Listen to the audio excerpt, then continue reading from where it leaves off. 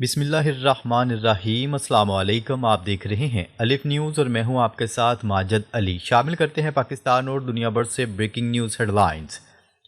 دہلی حملے کے بعد بھارت میں ہنگامی صورتحال، پاکستان پر الزام کا جواز تیار، خطہ جنگ کے دہانے پر۔ دہلی میں ہونے والے خوفناک دھماکے اور مسلح حملے کے بعد بھارت بھر میں غیر معمولی سیکیورٹی الرٹ جاری کر دیا گیا۔ ذرائع کے مطابق امریکی سفارت خانے سمیت تمام غیر ملکی مشنز کو ہائی الرٹ کر دیا گیا ہے، جبکہ امریکی عملے کو ہدایات کی گئی ہیں کہ وہ چاندنی چوک، لال قلعہ اور دیگر مصروف علاقوں میں جانے سے گریز کریں۔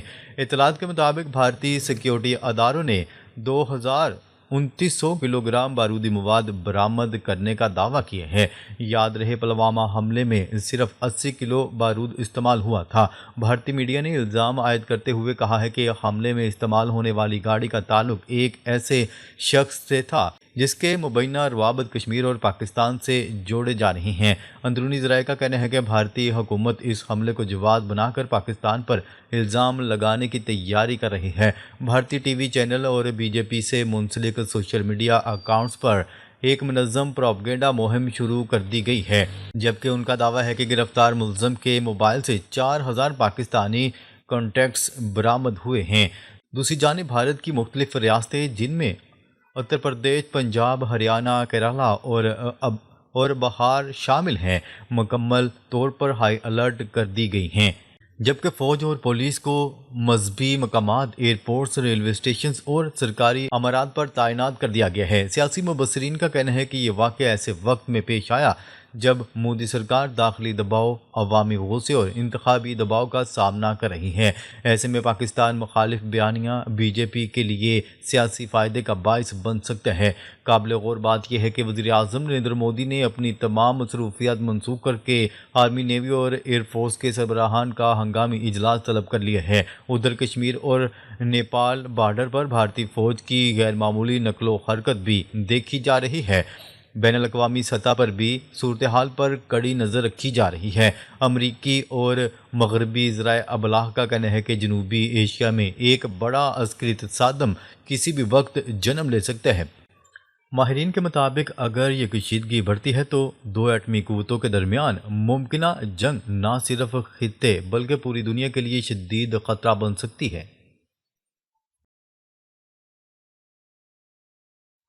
خبر کے اگلے حصے میں بات کرتے ہیں ڈونلڈ ٹرمپ کا بھارت کے ساتھ نئی تجارتی ڈیل کا اعلان۔ وائٹ ہاؤس میں تقریب سے خطاب کرتے ہوئے ڈونلڈ ٹرمپ کا کہنا تھا کہ وہ بھارت کے ساتھ ایک معاہدہ کرنے جا رہے ہیں جو ماضی سے مختلف ہوگا۔ نئی ڈیل سے دونوں ممالک کے درمیان اقتصادی اور سیکیورٹی تعلقات کو وسعت ملے گی۔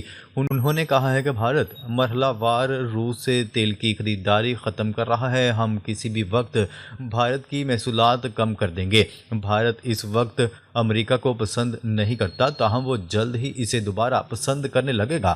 امریکی صدر نے دعویٰ کیا ہے کہ انہیں ڈیموکریٹس کی حمایت حاصل ہے، شٹ ڈاؤن جلد ختم ہو جائے گا۔ شام کے صدر کے ترکیہ کے صدر ایردوان کے ساتھ اچھے تعلقات ہیں۔ ہم اسرائیل کے ساتھ مل کر شام کے ساتھ تعلقات بہتر بنانے پر بھی کام کر رہے ہیں۔ خبر کے اگلے حصے میں بات کرتے ہیں تھائی لینڈ نے ڈونلڈ ٹرمپ کی ثالثی میں کمبوڈیا کے ساتھ ہونے والا امن معاہدہ معطل کر دیا۔ تھائی لینڈ نے پڑوسی ملک کمبوڈیا کے ساتھ امریکی صدر ڈونلڈ ٹرمپ کی ثالثی میں طے پانے والا امن معاہدہ معطل کر دیا ہے۔ غیر ملکی خبرساں ادارے کی رپورٹ کے مطابق تھائی لینڈ نے بارودی سرنگ دھماکے سے اپنے 2 فوجیوں کے زخمی ہونے کے بعد کمبوڈیا سے امن معاہدہ معطل کر دیا۔ تھائی لینڈ کے وزیر اعظم نے کہا کہ امن تب تک معطل رہے گا جب تک تھائی لینڈ کے مطالبات تسلیم نہیں کیے جاتے۔ دوسری جانب کمبوڈیا کی حکومت کی جانب سے کہا گیا ہے کہ وہ ابھی تک معاہدے کی تعمیل چاہتے ہیں۔ واضح ہے اس معاہدے کا مقصد جولائی میں ہونے والی سرحدی جھڑپوں کے بعد پائیدار امن لانا تھا۔ ان جھڑپوں میں 40 سے زیادہ افراد ہلاک اور 3 لاکھ سے زیادہ شہری بے گھر ہوئے تھے۔ خبر کے اگلے حصے میں بات کرتے ہیں امریکہ نے شام پر عائد پابندیاں ختم کر دی۔ شامی صدر احمد الشرا کی وائٹ ہاؤس میں امریکی صدر ڈونلڈ ٹرمپ سے اہم ملاقات ہوئی، جس میں 2 طرفہ تعلقات کو مضبوط بنانے، علاقائی امن، خطے اور بین الاقوامی امور پر تبادلہ خیال کیا گیا۔ عرب میڈیا کی رپورٹ کے مطابق ڈونلڈ ٹرمپ نے ملاقات کے بعد شامی صدر کی تعریف کرتے ہوئے کہا کہ مجھے شامی صدر پسند آئے اور ہم ہر ممکن کوشش کریں گے کہ شام کامیاب ہو کیونکہ یہ مشرق وسطی کا حصہ ہے۔ ڈونلڈ ٹرمپ نے حمد الشرع سے تعمیری ملاقات کے بعد امریکی محکمہ خزانہ کی شام پر کیسر ایکٹ کے تحت پابندیاں 6 ماہ کے لیے ختم کرنے کا اعلان کیا۔ امریکی محکمہ خزانہ نے کہا ہے کہ امریکی پابندیوں کا خاتمہ شام کی معیشت کی تعمیر میں مدد کے ساتھ ساتھ شہریوں کے لیے خوشحالی فراہم کرے گا۔ خبر کے اگلے حصے میں بات کرتے ہیں ایران کبھی اپنے حق سے دستبردار نہیں ہوگا۔ ایرانی وزیر خارجہ عباس اراغچی کا کہنا ہے کہ مغرب کے پاس کوئی چارہ نہیں کہ وہ اب ایران کی سائنسی ترقی کو تسلیم کرے۔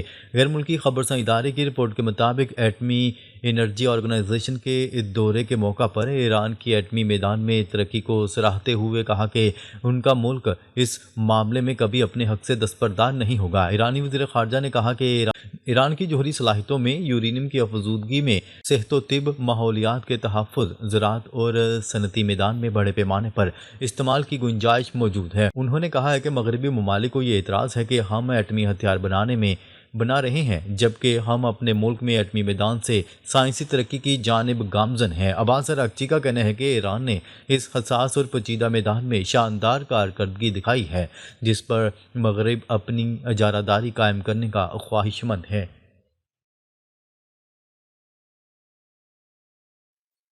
خبر کے اگلے حصے میں بات کرتے ہیں روس کا لڑاکا طیارہ MiG 31 چوری ہونے سے بچ گیا۔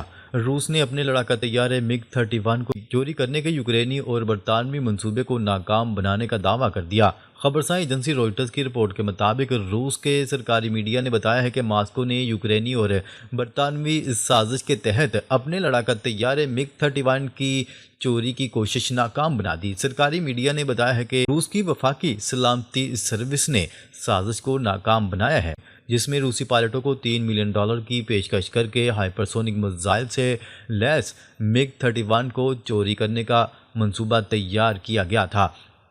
FSB کے مطابق منصوبے کے تحت لڑاکا طیارے کو رومانیہ کے شہر کونستانتا میں نیٹو ایئر بیس پر لانا تھا۔ یوکرین اور برطانیہ نے طیارے کا استعمال کرتے ہوئے ایک بڑی اشتعال انگیزی کی منصوبہ بندی کی تھی۔ سرکاری ٹیلی ویژن نے پیغامات اور ایک شخص کی ریکارڈنگ کی تصاویر دکھائی جن کے بارے میں ان کا کہنا تھا کہ وہ یوکرین اور برطانوی انٹیلیجنس کے لیے کام کر رہا تھا اور اس نے ایک روسی پائلٹ کو MiG کو یورپ اڑانے کے لیے $3 ملین کی پیشکش کی تھی اور پائلٹ کو شہریت بھی آفر کر رکھی تھی۔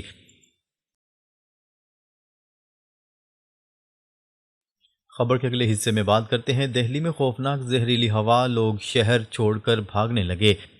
ایک سروے میں انکشاف ہوا ہے کہ بھارتی راجدھانی دہلی کو لوگ بڑی تعداد میں اس لیے چھوڑ کر جا رہے ہیں کیونکہ شہر کی ہوا زہریلی ہو گئی ہے۔ بھارتی شہر دہلی ایک بار پھر خطرناک فضائی آلودگی کی لپیٹ میں ہے جس کے باعث شہریوں کی زندگی اور معیشت دونوں شدید متاثر ہو رہی ہیں۔ ایک حالیہ سروے کے مطابق دہلی میں ہر 10 میں سے 4 افراد آلودگی سے تنگ آ کر شہر چھوڑنے کا ارادہ رکھتے ہیں۔ دہلی جو کبھی مواقع کا مرکز مانا جاتا تھا اب ایک گیس چیمبر میں تبدیل ہوتا جا رہا ہے جو نہ صرف صحت کا بلکہ ایک سنگین معاشی بحران کا بھی اشارہ ہے۔ حال ہی میں دہلی کے 17,000 شہریوں پر کیے گئے ایک سروے نے اس کڑی سچائی کو سامنے لا دیا۔ اس میں شامل 40% لوگوں نے صاف طور پر کہہ دیا کہ وہ فضائی آلودگی اور اس سے صحت کے سنگین خطرات سے بچنے کے لیے دہلی سے باہر جانے کو ترجیح دیں گے۔ آلودگی کی وجہ سے دہلی کی صحت، روزگار، تجارت اور سیاحت پر منفی اثرات پڑ رہے ہیں۔ اعداد و شمار کے مطابق فضائی آلودگی سے 2019 میں دہلی کو $5.6 ارب کا معاشی نقصان ہوا جبکہ روزانہ تقریباً 100 کروڑ روپے کا کاروباری نقصان ہو رہا ہے۔ سیاحوں اور خریداروں کی آمد میں بھی نمایاں کمی آئی ہے اور ملازمین کی پیداواری صلاحیت میں کمی کے باعث مختلف شعبوں کو سالانہ اربوں ڈالر کا نقصان ہو رہا ہے۔ ماہرین کے مطابق حکومت کی طرف سے کیے جانے والے اقدامات جیسے مصنوعی بارش کے تجربات مہنگے ہیں لیکن غیر مؤثر ثابت ہو رہے ہیں۔ جب تک مستقل اور سال بھر کے لیے جامع پالیسی نہیں اپنائی جاتی دہلی کی فضا، صحت اور معیشت تینوں خطرے میں رہیں گے۔ ناظرین اب تک کے لیے اتنا ہی، مزید خبریں لے کر بہت جلد آپ کی خدمت میں حاضر ہوں گے، تب تک کے لیے اپنا خیال رکھیے گا۔ اللہ نگہبان۔